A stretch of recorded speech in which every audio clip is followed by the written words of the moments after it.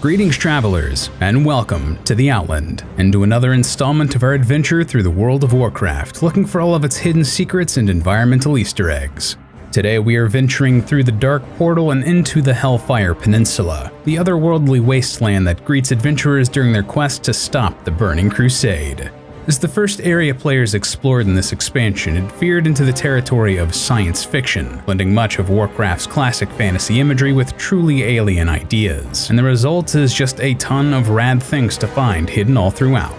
So, let's take a look at Hellfire Peninsula's secrets and Easter eggs. But before we get started, if you enjoy what I'm doing here, please consider leaving a like and subscribing for more in the future, and make sure you ring that bell if you never want to miss an upload. Doing so is the single best way to help this channel grow, and it lets me know what sort of content you want more of. It also helps push these videos out to more people across YouTube.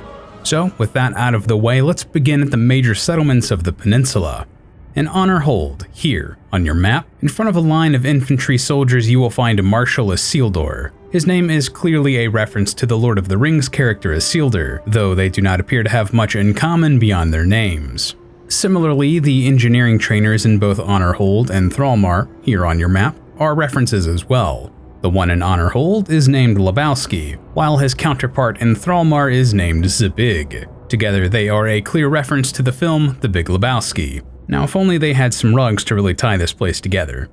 Towards the back of Honorhold, here on your map, you'll find the Hold's graveyard, overseen by caretaker Delandris. Occasionally, Delandris will wander through the graves, laying flowers and wreaths and saluting the fallen. If interacted with, Delandris will explain that he was born in the Outland, but his mother and father told him stories of Azeroth and its beauty. Sadly, both of his parents passed away and are now laid to rest in this very graveyard. He once longed to see Azeroth for himself, but he is now committed to the Sons of Lothar and their campaign in the Outland. I love little unimportant NPCs like this, characters that tell stories that build the world and nothing else. And sadly, a caretaker for these graves is probably going to be needed for some time to come. It appears that Honorhold expects to lose many more before the campaign ends, if their pre-prepared headstones near Delandris are any indication. At the town center, here on your map, you will find the Monument of Remembrance, a dedication to Supreme Allied Commander Anduin Lothar, who sacrificed his life for the Alliance. It's pretty hard to miss the stone itself, but you may not have seen the plaque that Thrallmar left explaining it. Right beside the stone, you will find Warrant Officer Tracy Proudwell, and her loyal companion, the dog Feifei. Though in retail he is a pug, Feifei once had the model of a small wolf cub, presumably because there just weren't any models for domesticated dogs in-game at the time. Also, I hope you enjoy the quest that involves searching for something that Feifei ate and then left behind the inn. Digging for it is not pleasant mental imagery. Also behind the Honorhold Inn, here on your map, you will find a pair of outhouses and a defender pacing impatiently in front of them. The longer you watch, the clearer it becomes that this guard is quite frustrated, often approaching one of the outhouses, knocking on its door, and questioning why it's taking whomever in there so long, with varying degrees of comical anger. Apparently, whatever business is happening inside has taken well over an hour. If you interact with the defender, they will tell you to wait your turn because the Outland's food does not agree with them at all. Honestly, I feel for them. This is not a position I'd want to find myself in. When you gotta go, you gotta go. Now, let's head into the Honorhold Inn itself, here on your map. Downstairs at the bar, you'll find Father Malgor Davidicus and the innkeeper Sid Lombardi, both speaking with a character named Eretor the Redeemer, the half-elven son of two important characters from Warcraft lore, Illyria Windrunner and Tyrallion. Though both characters have since returned and play key leadership roles within the Alliance, at the time of the Burning Crusade's release, they were still missing. When spoken to, Eretor will say that he was only an infant when his parents were sent to the Outland. His dreams never change. All he sees is the Legion overrunning a battlefield as he weeps before the body of a man that he believes to be Tyrallion.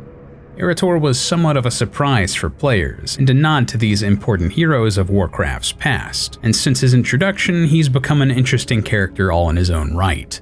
Upstairs, in one of the bedrooms, you will find Honor Guard Grain taking a nap on one of the beds. He is clearly off duty, as he has removed his shirt and boots, though he has chosen to sleep in his plate greaves. That can't be comfortable.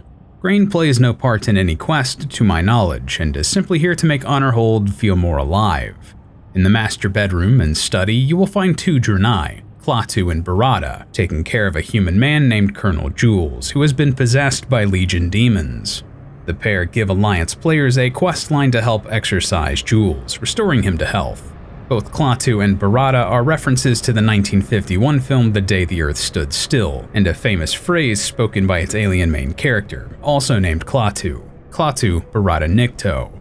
The fact that the pair are helping to heal Colonel Jules and rid him of a more supernatural ailment may be a reference to the film Army of Darkness, which also uses the phrase Klaatu Barada Nikto as part of its main storyline. A character named Nikto was eventually added in the Battle for Azeroth expansion. Finally, let's take a small stop at the tower at the top of the highest hill in Honorhold. This is the Alchemist's Tower and the roost of Magus Valinthus, a grumpy old wizard who will walk about Honorhold, complaining comedically. Follow him around sometime, he has some hilarious things to say. But what I wanted to look at here was the magical bird flying around the peak of the Alchemist's Tower, surely the familiar of Valinthus. It isn't a targetable NPC and is instead baked into the environment. Gotta say, I really appreciate little magical details like this. Like, of course, a wizard as powerful as Valinthus would have a magical bird. Why not?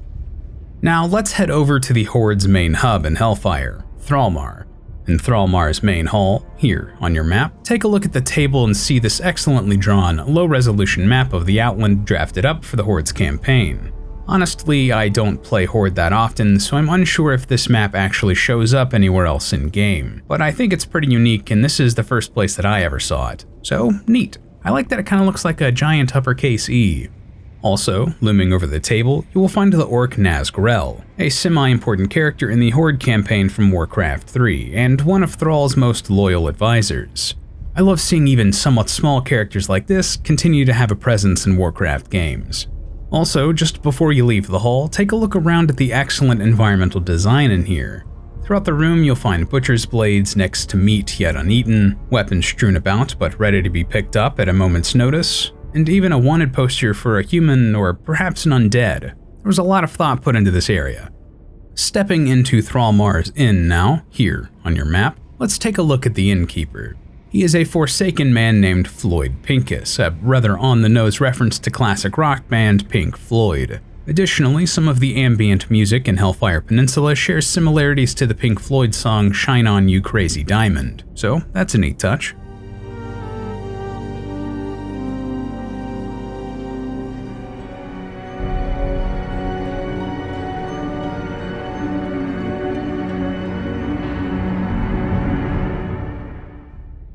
Close to Pincus in the end, you'll find a Forsaken woman named Reagan Mancuso, who may be named after the webcomic Templar Arizona, created by artist Spike Trotman. A character from that series bears the same name. Templar Arizona was quite popular around the time of the Burning Crusade's release, and was nominated for several awards between 2005 and 2007. At the top of the tower overlooking Thrallmar, here on your map, you will find a Forsaken woman named Angela the Claw Kestrel. Though I could not find any hard evidence of this, it's common belief within the community that Kestrel was named after a character from the webcomic Queen of Wands. Allegedly, the author of that comic was a friend of a Blizzard employee. During its run, the webcomic's Kestrel identified as both Wiccan and Pagan, which is perhaps reflected in Warcraft's Kestrel as best as the game mechanics could allow, as she is a warlock. Also, her gossip text is amusing. She explains that her fell hunter pet was the runt of his litter, but the Outland's gonna make him grow up big and strong. It's just adorable. Before we leave Thrallmar, let's take a look at some of the small world-building details sprinkled throughout the town. At the tower holding Kestrel, take a peek outside and you'll see several bats circling the tower, similar to the bird in Honorhold. Perhaps they were being drawn to the magics conducted within, of which there is quite a bit. Here, on your map, you will find the stables where the Horde is training various wyverns and wolves for riding, and right outside you'll find the food and drink vendor Cookie One-Eye preparing meat for the beasts. Presumably this is Felbor. At least I hope it's Felbor. Now over at the Flightmaster, here on your map, it appears like they are taking good care of their wyverns, as there's some raw meat and a giant bowl of water left out for the beasts. I know this isn't unique to this Flightmaster, but you don't usually see them taking care of their animals this well. They're usually just like chilling out in a pile of hay. Now, let's go south to the Alliance outpost of Expedition Point, here on your map, where several Alliance infantrymen are disassembling a fallen Fellreaver. In quite a nice touch, the flag claiming this area for the Alliance has the Fellreaver head mounted upon it. In the giant pile of supplies brought by these infantrymen, you'll find various bags of something? When I see this, I personally assume it to be flour of some sort of the cooking variety, and I think it's quite amusing that some of them have broken open and contain literal flowers. Just slightly up the hill from Expedition Point, you'll find 2 outhouses for the workers to relieve themselves whenever necessary. Just like with Honorhold, it appears that both of them are currently occupied. A Netherguard infantry paces back and forth, to and fro in front of the small buildings. They may be waiting for quite some time. There's a skeleton leaned up against one of the outhouses with a bottle next to them, so there's quite a queue formed here. Additionally, the flight master here is named Wing Commander Debiri, named in reference of a former Blizzard employee, Shane Debiri.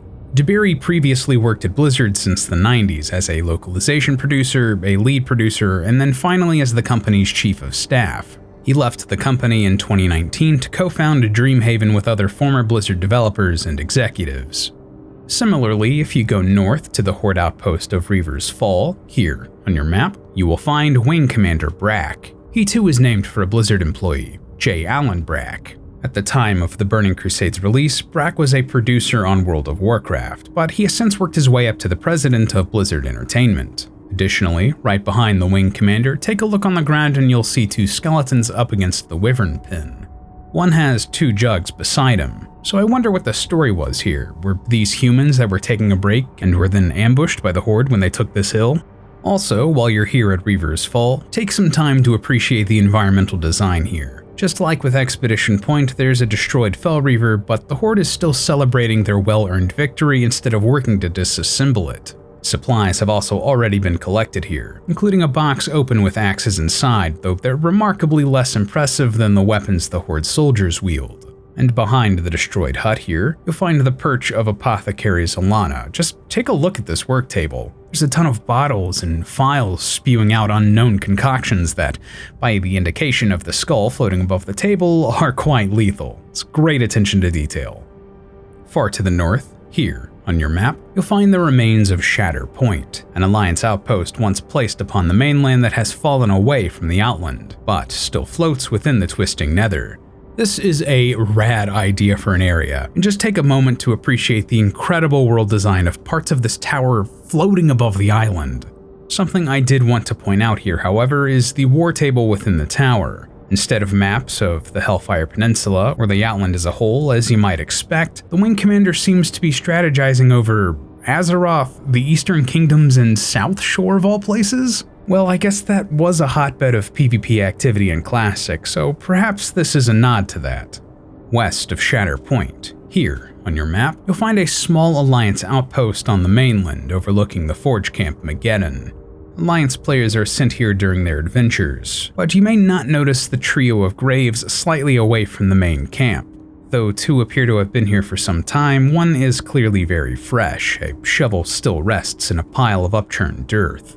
It appears that several of Honorhold's soldiers and scouts have sadly died in the line of duty. I assume that this acts as a graveyard for Alliance players who die on this side of the map, but either way, it's a cool addition to the world building. Similarly, up the mountain, here on your map, right outside of the Throne of Kil'jaeden, you'll find another graveyard, with 5 graves forming a semicircle. This one appears to be for fallen heroes of the Horde. Honestly, this seems like a pretty beautiful place to be laid to rest, overlooking the rest of the zone, if you can look past the demon spawn right next to the graveyard. Once again, I assume this was put here so that players who died at the throne did not have to trek all the way back across the zone. To the northwest of Expedition Point, here on your map, right at the edge of the Path of Anguish overrun by Legion spawn, you'll find something of a traveler's respite. A cloth blanket is spread here over the ground, next to a campfire still lit, a lantern still shining, 2 bottles of alcohol, and a jug of some sort. A spike is driven into a rock nearby, with a bag hanging from it, slightly drifting in the wind. Both of the bottles are branded with the banner of the Horde, so I assume this was where some Horde adventurer took a break and had to quickly run away from the demons of the Path of Anguish. Perhaps they were spying on Expedition Point? South of Honorhold, here on your map, you'll find the ruins of the Expedition Armory. This was once an Alliance stronghold that eventually faltered against the constant onslaught of the Outland's corrupted orcs.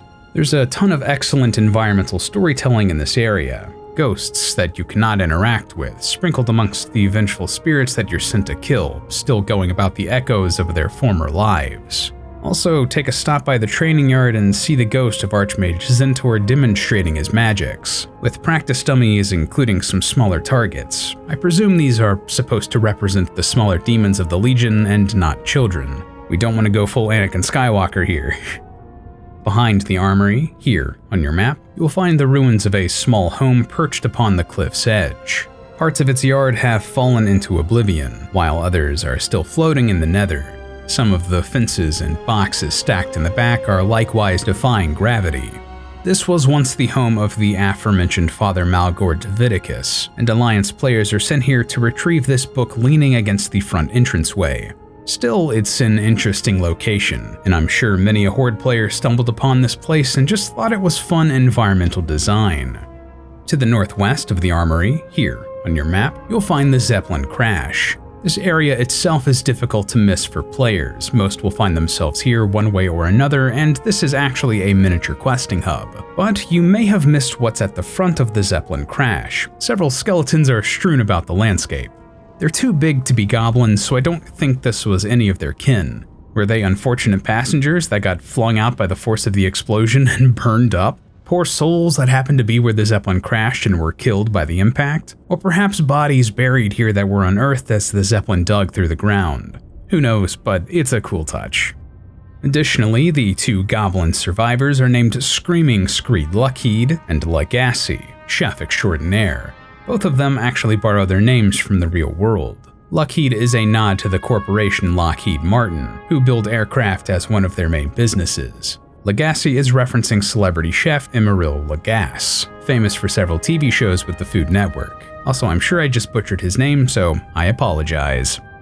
To the east of the armory, here on your map, you'll find the Horde encampment of Spinebreaker Post. This is a small questing hub, but what we're interested in here is the Flightmaster. She's a Tauren named Amelia Earhart, a clear reference to the real-world American aviation pioneer Amelia Earhart, though this character's name is spelled in a way that more clearly makes a pun.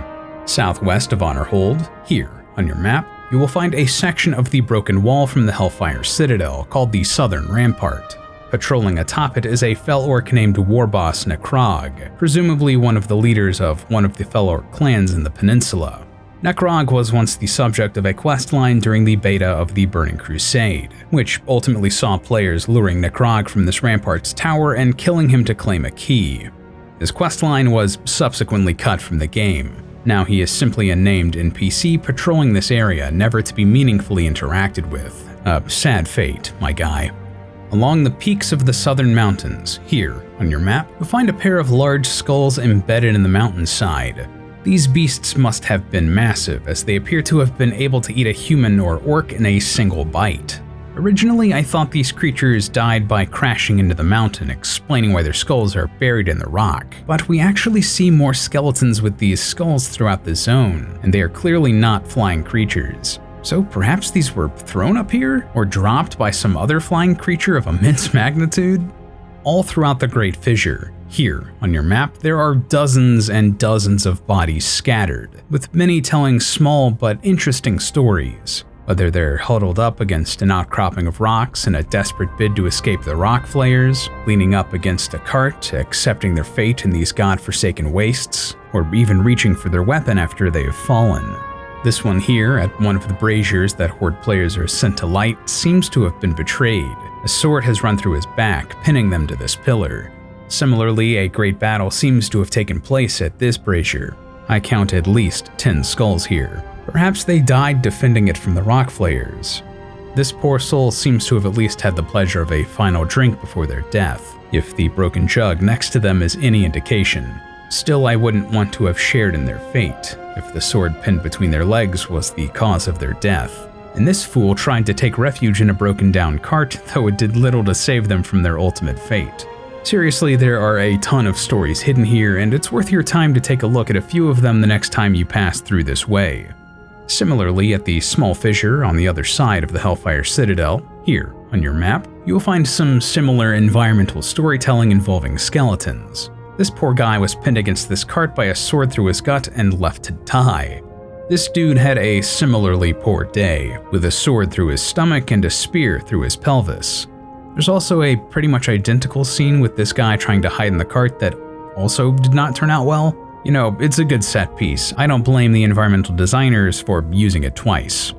Close by on this mountain ridge, here on your map, you'll find a grave on the mountainside crawling with rock flayers. A rifle is leaned up against it, and a mug has been lovingly laid at its base. Given this evidence, I would assume that whomever is buried here is a dwarf. I couldn't exactly pinpoint who this was supposed to be, but I have seen suggestions online that it was a dwarf sent out on a mission from Honorhold alongside Mirren and Grimny Longbeard, but I couldn't find any indication that this pair had lost a third member of their party, so I think this is just a grave and a rad little world building detail, so yeah, you guys know by now that this is the sort of stuff I really love. Speaking of the Longbeards, you can find this pair of dwarves here on your map. Their camp has a ton of little details in it. A strider bird cooking over the fire, steins on boxes, rifles pointed down the hill. The detail I find most amusing though is that their clothes hanging out to dry between the two tents.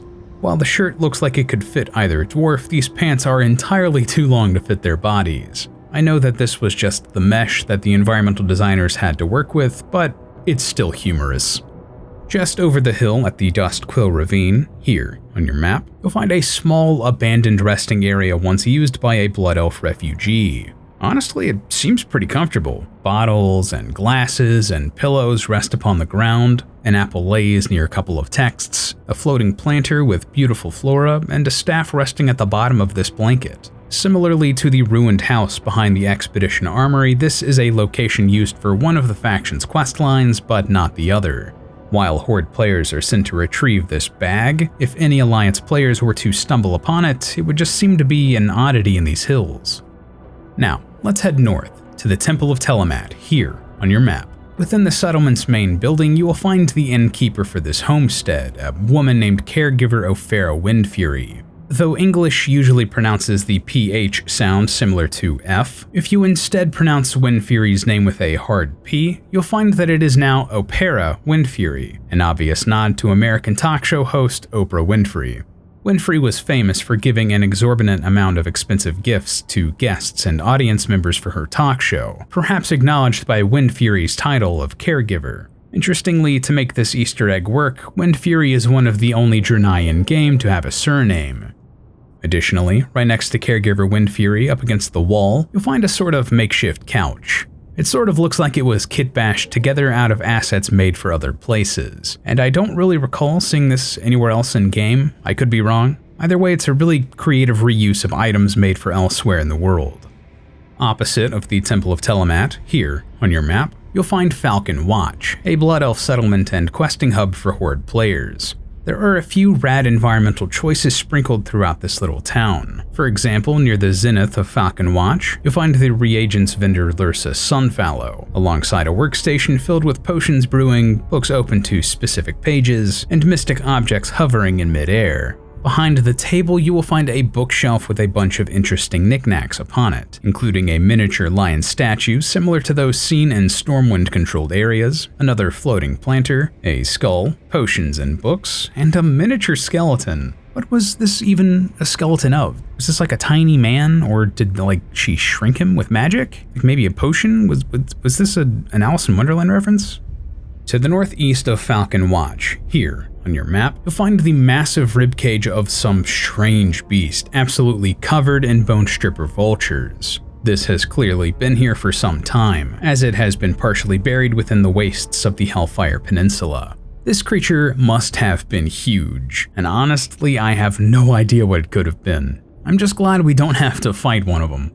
All throughout Hellfire Peninsula, you'll see the evidence of the myriad of battles that have ravaged this land. Ruins of siege machinery and bodies long left to rot and wither. Some of these tell interesting tales through environmental storytelling. Here, on your map, on the path north of the 3 PvP strongholds, you will find the remains of a blockade. Horde weaponry is scattered about and smoldering, and many corpses still lay where they fell defending this outpost. This poor fool was run through a spear against this barrel, while this one seems to have died in a hail of arrows. Unfortunately, given how deserted this blockade is now, their sacrifice was unable to overcome whatever odds they were placed against.